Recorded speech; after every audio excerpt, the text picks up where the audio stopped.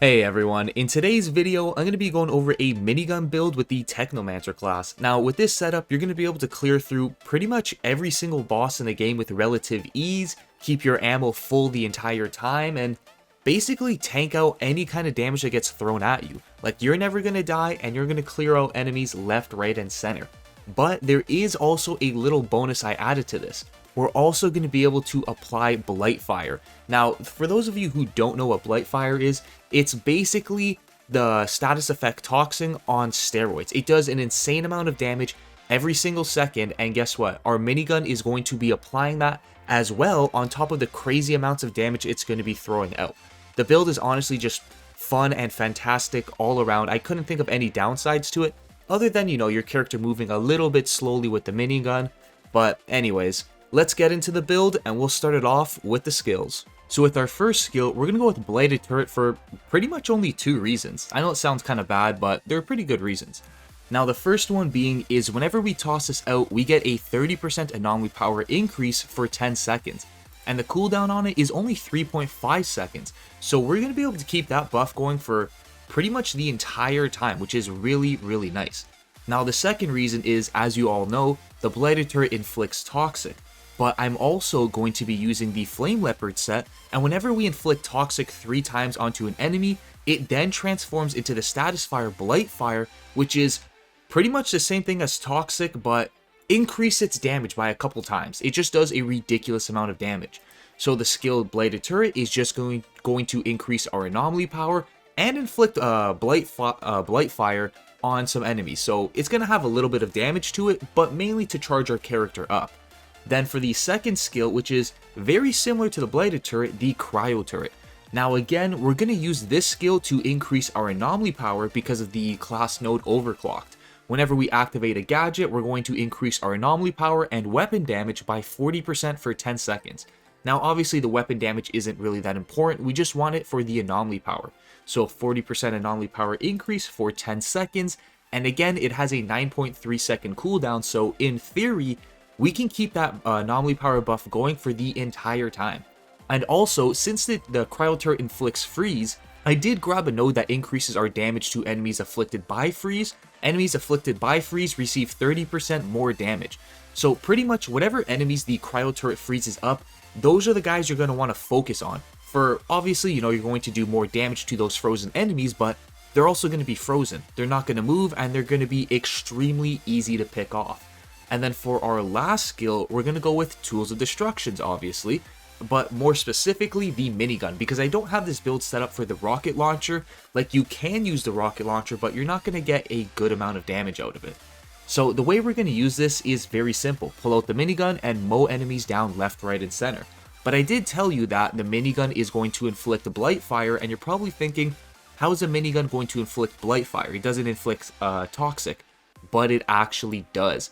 In the packs tree, there is a node called Lethal Devices. Your ordnance and gadget skills inflict Toxic to enemies, hit, and deal an additional 5% of anomaly power as damage if Toxic was refreshed.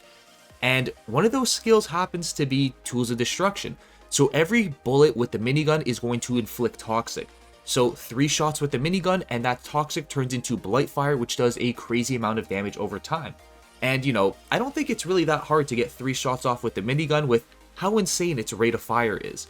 Now obviously you got Blight Fire, which is going to do a ton of damage on by itself, which is usually pretty good for attacking enemies from a distance, because when enemies are farther away, you're not really going to be able to land every single shot of the minigun. So if you can land 3 shots on an enemy that's far away, the Blight Fire status effect is just going to eat away at their health and basically take them out.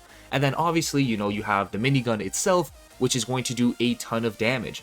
Now, I don't want to go into all the things of how the minigun is going to do a ton of damage, because that's all the things that are related to the armor, and I'll get into the armor in a bit. So that covers everything for the skills and how we're basically going to use them. We're going to throw out the Bladed Turret, the Cryo Turret, pull out the minigun, and mow down anybody that is frozen or standing in front of us. Very straightforward and simple. So now let's hop on over to our weapon. So personally, I found the Damascus Offering to be the best weapon to use because we only want status power. That is the main thing when it comes to a weapon, is the attribute status power. Because again, if we go back to the packs tree and look at the node depleted core, your ordnance skills damage is increased by 100% of your status power. And again, status power is going to increase the damage of our minigun. So that is basically what you want to look for in a weapon. Obviously, the second best attribute you can get is going to be skill life leech, just so we can heal off of the damage of our skills and everything anomaly power related. Anything that does like anomaly damage, we're going to heal from it. Now, another reason I'm going with the Damascus offering is because it comes with the mod Claymore Torrent. This is definitely the best damaging mod, probably in the entire game out of the rest, just because shots damage 4 enemies within a 6-meter radius with anomaly blades, dealing 1 million damage with a 2-second cooldown. It is just absolutely phenomenal. Even though you're not really going to use this, it's just a nice backup option to have. But the thing that is really needed for the mods, you only need one mod. Like, it's that simple. You just need one mod, and that's easy. All you need is Death Throne. When 2 of your equipped skills are on cooldown, receive a 177,000 firepower bonus. Otherwise, receive 160,000 bonus anomaly power. So this skill is just going to increase our anomaly power, so we're going to do more damage with our skills. And the way we do this is really simple, because it says when 2 of your equipped skills are on cooldown. But when we're using the minigun, it doesn't count as a cooldown. It just counts as it being activated. So it's not on cooldown, so that's okay. So then with the other 2 skills, you basically juggle it around. You throw out the Blighted Turret, right when the Blighted Turret is about to go on cooldown, you then throw out the Cryo Turret. So then you can keep your anomaly power increased because of the anomaly power buffs you get when you throw these out. And we can also keep the mod Death Throne activated by constantly juggling them around, so only one skill is on cooldown at a time. So that's how we're going to take advantage of the weapon. Very straightforward. You just want status power, skill life leech for the attributes, and then Death Throne as the weapon mod, as the mod, just to increase our anomaly power for even more damage. It's that straightforward. You only need those 3 things, which you can probably get with most weapons very easily. So that covers everything for the weapon, so let's hop on over to the armor now. More exactly, the Veil of the Flame Leper. Now this armor set is so amazing, it's perfect with the minigun. The attributes it comes with is anomaly power to do more damage obviously, cooldown reduction to reduce the cooldown of our skills, and status power, which again is going to increase the damage of the minigun, so it is absolutely perfect. Now the mod it comes with is Radical Therapy. Deal 8% more damage against enemies afflicted by Toxic, which, you know, our minigun is going to be applying Toxic with every single shot. So basically just increasing the minigun's damage by 8%. Then the bonus mod that came with it is Euthanizer. Literally the exact same thing, but 2 times more powerful. Deal 16% more damage against enemies afflicted by Toxic, and again, the minigun applies Toxic, so it's just going to make for some easy killings. Then the mod I swapped out for is Upgraded Gun. Tools of Destruction, whenever we have the minigun activated, it gives us a 30% increased resistance piercing bonus. Now, this is huge because obviously resistance piercing bonus, you're going to do more damage against those heavily armored targets. But also, I'm going to be using the mod Unstoppable Force on another piece of armor, which increases my anomaly power by 50% of my resistance piercing bonus. So not only is this going to, you know, make it easier to take down tankier enemies, but it's also going to give us anomaly power. And I also want to mention that this is the first piece of the Flame Leopard set, so I didn't mention that before, but I want to mention that now. Anyways, let's move on to the chest now. And again, we're going to go with another piece, the Robes of the Flame Leopard, again, having the exact same attributes, anomaly power, cooldown reduction, status power, absolutely perfect. Except for, I actually have 2 dead mods on this here. The bonus mod that comes with it is Stare into the Barrel, which just increases our firepower, and again, that's absolutely useless because this is an anomaly power build. And then the other mod is Party Starter. The strength of the skill Fixing Wave is increased by 8% for each enemy within the area up to 100%. And we're not using that skill either. So you could get a better Robes of the Flame Leopard. This one, I'm actually down 2 mods on it, very sad, but it just shows how effective the build is while you're still missing some mods. And then the other mod I swapped it out for is Captain Hunter. This is just going to increase our damage to elites by 16% because obviously, again, elites, captains, and boss, well, not even elites and captains, more bosses those are the tougher enemies where you're really going to need that damage for. Everybody else, you kind of melt through them quick and easy.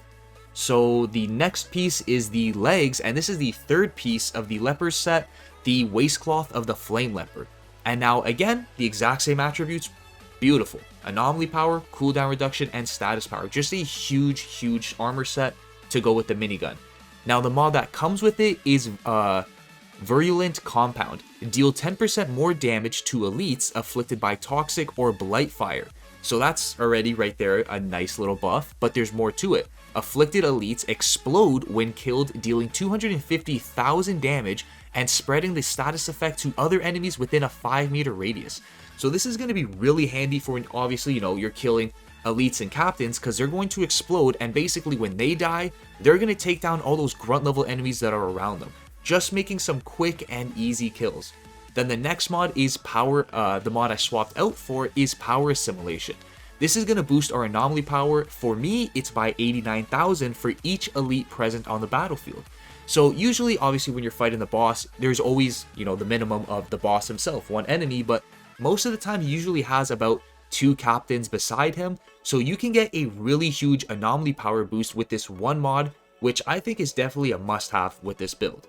Then the bonus mod, isn't really that great. It's in the medium, I guess in the medium category. It's not the worst, but it's not the best. Move Groove. Whenever we're moving, we increase our anomaly power by 41,000 and our firepower by 44,000. Not an absolutely, well, obviously it's not an absolutely needed mod, but it's not a great mod, not a horrible mod. It's in the middle. So I would count this as kind of a 2.5 of a dead mod. So we have the 2 dead mods from our chest piece, and then this kind of a half dead mod from the waist, from the pants. So down 2.5 mods, and we're still solid. Now for the gloves, I'm going with the Technomancer gloves. For the attribute that comes with it, status power. Yes, it comes with max health, which is, you know, not too bad. Anomaly power would be so much better, but, you know, you got to use with what you get. Max health, skill life leech, and status power. Just a bunch of survivability and a little bit of damage. Now the mod that comes with it is kind of a dead mod, because we don't need any more resistance or protection, because the minigun itself is just going to keep us alive. And that mod being turrets with benefits. Whenever we deploy a cryo turret, it is surrounded with a 10-meter anomaly spear that grants you and your allies a 15% resistance bonus. Every 6 seconds, a random status will be removed from you and your allies within the spear. So this one is kind of useless, and you don't need the Technomancer's gloves. I'm just going with it because it has the attribute status power, which is the biggest thing, and also 2 really solid mods. The bonus mod that comes with it is arms and anomaly. Critical shots increase your anomaly power. For me, it's by 230,000 for 6 seconds with a 6-second cooldown. And what's really nice about this is they changed the minigun up, so now you can land crit shots with the minigun. It doesn't do any extra damage, but it makes it possible to activate mods that require crit shots. So now we can actually activate this mod to get a huge anomaly power boost. Then the other mod, I just swapped it out for Anomaly Echo. Grants us 146,000 firepower and 136 anomaly power bonus every time we activate a skill for 6 seconds. So again, this is another mod or anomaly power increase we're going to be able to keep activated the entire time, because again, we're just going to be whipping out our turrets non-stop. Then for the last pair of armor is the boots. These ones are actually pretty bad, but the mods I got on it are really good, and that's why I went with it. The attributes are max health, skill life leech, and cooldown reduction. Obviously, I didn't get status power, but status power would be amazing to have on these. Now, the mod it comes with is Unstoppable Force. This was actually the bonus mod, and I was mentioning this earlier. We increase our anomaly power by 50% of our resistance piercing bonus, and we're able to get a ridiculous amount of resistance piercing. So we're going to get a ton of anomaly power just from this one mod. Then the other mod that comes with it is Hail Shot. This is going to increase the turret's, the cryo turret's damage based on my status power. And I have a ton of status power, so the cryo turrets are actually, well, the single cryo turret is actually going to do some decent damage. This one is not absolutely needed. I mainly went with the boots just because it comes with the mod Unstoppable Force, but you can use any kind of purple, legendary, it doesn't matter, but obviously try to get the mod Unstoppable Force and the attribute status power. Then the last mod, I just swapped it out for Toxic Lead. Whenever we kill an enemy that is afflicted by Toxic, it replenishes 40% of the ammo in our magazine. And this also applies to the minigun, which the minigun bullets shoot, the minigun's bullets inflict toxic. So basically, mow an enemy down, kill him within 2 shots, which is going to be really easy, and then you refill 40% of the ammo in your magazine. Because once Blight Fire is applied to an enemy, for some reason, it doesn't refill your ammo, it doesn't count as toxic for some reason. I don't know why, but you're able to kill enemies within 2 bullets of the minigun, so that's not really an issue at all. So that covers everything for the armor now, so let's hop on over to the class tree. Now, with the class tree, it's nothing really that crazy. I just try to grab everything that's going to increase my anomaly power, and that's about it. So with the first node, we actually grab increased anomaly power by 15%. The second one, increase our resistance piercing by 15%, which also increases our anomaly power because of the mod Unstoppable Force. Then, more anomaly power, increased resistance, more anomaly power. The big node at the bottom here, that's going to increase our anomaly power by 30% for 10 seconds whenever we throw out the Blighted Turret. And we're going to be able to keep this going the entire time. So it's basically a 30% anomaly power increase forever. That's about it. That's as easy as it gets. Then the next node, I grab Toxologist. This is just going to make Toxic afflicted on enemies last 30% longer. You could also grab the reduced cooldown for the minigun, just in case if it ever does go on to cooldown, the cooldown is a little bit lower. Now that I think about it, this is probably more useful than this Toxologist, so you can go and grab the cooldown node there. Then more anomaly power, and more resistance piercing bonus, which again is more anomaly power. And then I don't go the rest of the way here because we don't benefit that much over here compared to how much we benefit over here. So let's head up the tree. Then we grab Wipeout. Enemies below 30% health receive 20% more damage. Very straightforward. Increased max health. Increased cooldown on the skill Cryo Turret, just so we can keep that cooldown below 10 seconds, so we can constantly keep the node overclock activated the entire time, because whenever we throw out our Cryo Turret, our anomaly power increases by 40% for 10 seconds. So this is a big thing, trying to keep that cooldown under 10 seconds to keep that permanently activated. Then increased max health, increased armor, weapon life leech, which is very useless, but we need it to get to the end here. Increased armor again. Increased all healing by 20% for you and your allies. So this one's not too bad. It's kind of like a support node that's going to help out you and your other teammates. So if they have weaker builds, they'll be able to stay alive a little bit easier. So this one's actually not too bad. Then the big node, well, this one's a small node, but it does a big thing. Enemies that are frozen receive 30% more damage. This is why whenever Cryo Turret freezes an enemy, we go and we focus on that enemy, because we're going to melt them down insanely fast. And again, it's just easier to pick off frozen enemies. Very straightforward, frozen enemies, go right at them. Then the last big node, as I was mentioning before, Overclocked. Whenever we activate our Cryo Turret, we receive a 40% anomaly power increase for 10 seconds. Also, it has a nice 2-in-1 in it. Upon losing all health, you will receive a second chance to return to the battlefield with 50% of your max health. The effect may occur once every 3 minutes. So not only does this give us a shit ton of anomaly power, but let's say the minigun skill does go on to cooldown and you are about to die. If you do die, you basically get resurrected back to 50% health. So it gives you another chance. This here is just a really, really nice node. So that kind of covers everything for the class tree, just trying to grab everything to increase our anomaly power and a little bit of extra frost damage to frozen enemies. And also, you know, it's going to make us a little bit more tanky with the health nodes, the armor nodes, and the resistance node. So that there is very straightforward. Just literally copy and paste this and you'll be set. So now let's hop on over to the packs tree. So for the first one, we grab Initial Striker. Whenever we activate a skill, we're going to increase our anomaly power by 10% for 5 seconds. So pretty much we're just going to be constantly tossing out our turrets, getting a 10% anomaly power increase. So we're probably going to be able to keep this activated for a majority of the time, but not forever though. Then the next one is Lethal Gadgets, or Lethal Devices. Your ordnance and gadget skills inflict toxic to enemies hit and deal additional 5% of anomaly power as damage if toxic was refreshed. So whenever we shoot an enemy with our minigun, we're going to apply toxic with the first shot. Then the second shot is going to deal 5% of our anomaly power as damage. So that's extra damage on top of the minigun's damage. Then the third shot is going to then apply the what's it called? The legendary armor set bonus Blightfire, which is going to do a crazy amount of damage over time. So that's just a huge thing. The first shot applies toxic, the second shot does more damage because of lethal devices, then the third shot applies the Blightfire, and then afterwards you are just absolutely melting your opponent away if they're still alive after 3 or 4 shots from the minigun. So that's really good. Also, this affects the cryo turret as well, so after the cryo turret freezes an enemy, they're locked in place, and they just start drilling them with shots, they're going to be able to apply toxic to them as well. And then after they hit them about 3 times, it's also going to apply Blightfire.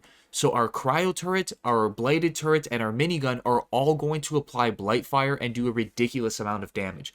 So this is a huge node you definitely need to have. Then the next one is Painkiller. Damaging an enemy grants you 2% health regeneration for 3 seconds, stacking up to 2 times. This is just going to increase our survivability, so it's not too bad, but it's not horrible. It's kind of in the middle. Then the next one is Break Their Ranks. Your interrupt skills remove effect resistance from hit elites with a 7-second cooldown. Honestly, I'm not 100% sure on what this means or anything, but we kind of need this just to get to the end here, so if anybody knows what this does exactly, please let me know in the comment section. I would love to hear it. Then the last node, which again is the biggest node, or probably tied for the biggest node, Depleted Core. Your ordnance skills damage is increased by 100% of your status power. And when I check out my stats, I currently have 211% status power. So our minigun is going to be doing 200% more damage because of all the status power that I have, which again is why it's so important to get status power on your armor pieces. So that's everything for the packs tree. So let's hop on over to the Ascension tree. And now this one is going to be extremely obvious. You're going to want to grab all of the anomaly nodes, basically anomaly power, resistance piercing, skill life leech, status power, anomaly damage. Then I actually grabbed the protection nodes from endurance. I grabbed extra armor and extra resistance for more protection.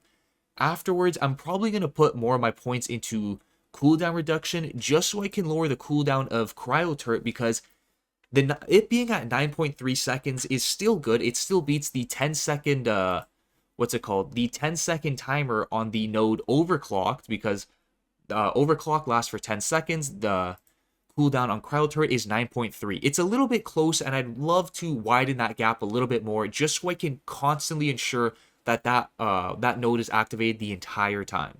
So that covers everything for today's build video. Now I do want to give a big thanks to the members of my channel for supporting me on my videos and the future ones to come. If you guys enjoyed the video, drop a like, subscribe, and just let me know all the things you liked and didn't like about the video.